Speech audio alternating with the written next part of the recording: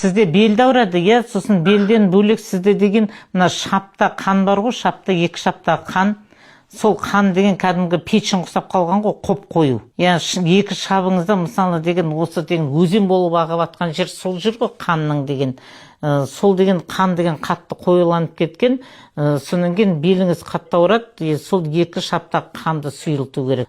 Сізде деген беліңіз деген үйтіп грыжа деп нетіп қатты қорықпай ақ қойыңыз, өйткені сізде мына тазовый кость бар ғой, мына белдің астындағы, сол кішкене қозғалған. Сіз бір қатты құлап қалдыңыз ба, былай бірдеңе бүйтіп алға қарай. Қатты құладыңыз ғой, бір қатты құлағанда сізде мына омыртқа сол кішкене алға қарай орнынан қозғалғанда, мына арттағы мына белден төмен қарай сүйек бар ғой, тазовый область, сол жердегі сүйек кішкене артқа қозғалып кеткен. Көрдіңіз бе, сол орнына түспеген. Поэтому сіз өзіңіз жаңағы алға қарай бүйтіп жүресіз ғой, өзіңіз мысалы алға қарай бүйтіп жүргенде денеңізді алға алып жүрсеңіз біртүрлі жеңілдейтін сияқты.